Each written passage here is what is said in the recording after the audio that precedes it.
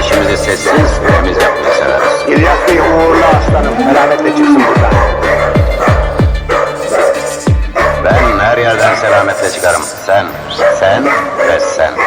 Hiç merak etme.